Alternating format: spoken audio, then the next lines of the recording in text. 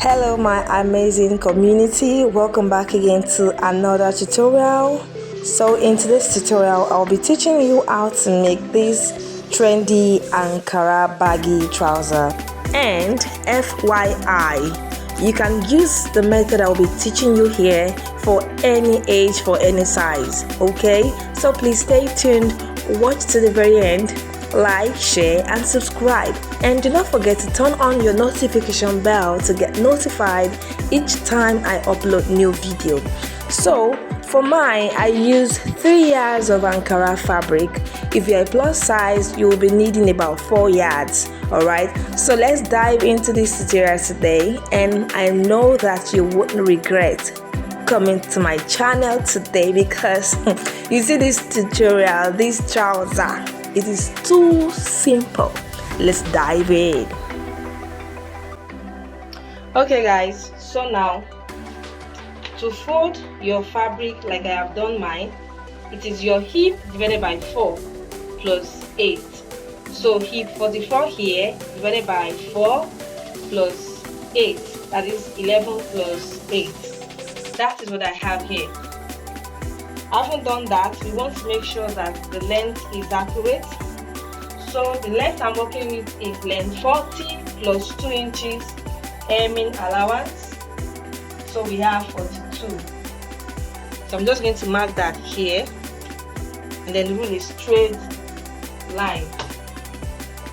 Now I'll take my hip divided by 4 here. Now, after taking my hip divided by 4, I'll take away 1 inch here because this trouser would have a band. So it's only fair to minus 1 inch just so that it's not too long. Alright, now then, the next thing to do is on the waist, since it is a baggy trouser and then there's going to be elastic, so it's going to be your hip here. Hip divided by 4 here plus extra 4. This extra 4 will make it a little more baggy, and then the stitching allowance is also included like that. So whatever you have here, alright, whatever you have here, you place it on this crotch, this hip line rather, this hip line. So I have 15 here. I'm just going to impute that 15 here. So this will make it a lot baggy. Okay, now then, for your crotch extension or crotch curve, you're just going to do your hip divided by 20. Whatever you have, replace it there. In my case, I have 2.2, so I'm just going to impute that here.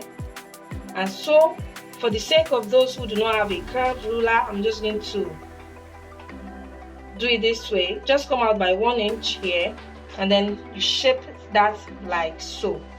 So whatever you have here, you're just going to place it down here. So what I have here is 17.5. So I'm just going to impute 17.5 on my hem like this. So I'll rule a straight line to connect this point to this point. Just going to cut this out. So now to fold for your back pattern, you're just going to make sure that the folding is wider by 3 inches. This is what I mean. So I folded 19 for my front pattern. So for the back pattern, I added 1, 2, 3 inches to the back pattern. So that means this is wider than the front pattern by 3 inches. So the next thing to do is to place your front pattern underneath this way, 1 inch away like this. This is the back pattern and this is the front pattern. Alright, make sure everything aligns before you continue. Now here is what we are going to do. For the front, we have 15. So the 15, you start the 15 here on the back like this.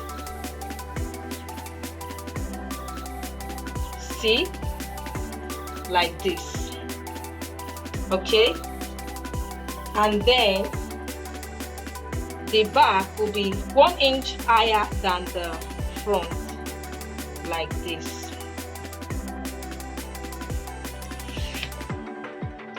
All right. Also, next thing to do is the extension we have here is 2.2. I'll just extend that here for my back crouch. All right. Then I'm just going to mark 1 inch here, and I'll connect that like this.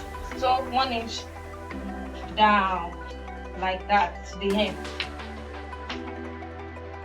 Go this way, okay, for my crouch. So this is the crouch for the back. What to do is to cut this. Now slash the closed edges opened and then go ahead to mark the pocket spaces on both front and back pattern as shown. Come down by 1 inch, go down by 7 inches, and then notch it, notch it, and also notch it.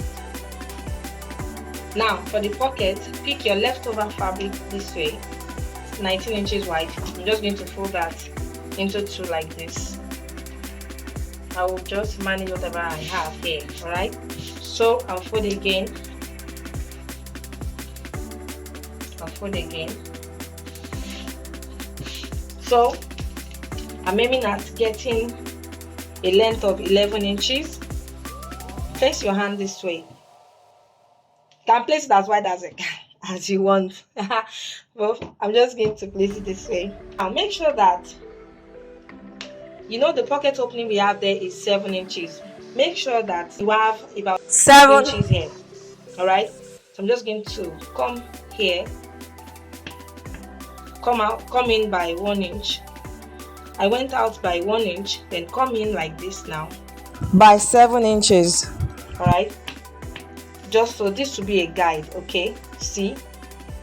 So now the next thing to do is just to make sure that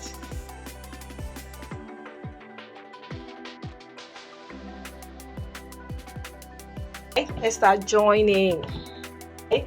I'll sew the crouch point for the back and the front pattern like so. All right, I'll start joining. I'll place this like this, right side facing, pin that down, pin it down like that. Now I'll pick this other side also. I'll stitch this down like that. I'll do the same on this one. The front pattern and the back pattern as shown like this. Now you stitch both sides like this, stitch like this downward. I'll do the same on the second side. So guys, front and back are now together. Next thing I'll be doing is to stitch my hem. If you're not working with a salvage edge, okay, just fold your 1 inch inward like this, then fold another 1 inch like this. 2 inches well used. But if you are working with a salvage edge like mine, just go over it and then just go ahead to fold your 2 inches hemming allowance in like this, and then stitch that down. After stitching the hem like this, we are just going to close up this part. For the waistband, get the circumference of what you have here. Measure this round like this.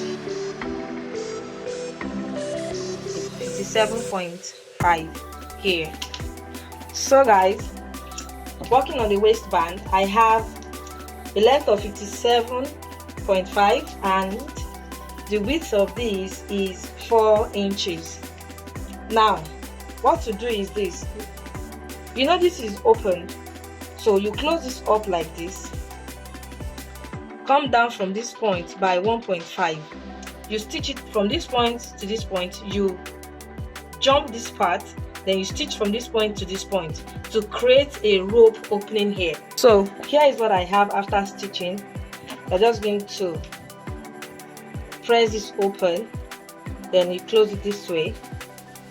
After closing this way, here is what we have. So this is our rope opening. Now what you are going to do is to pick your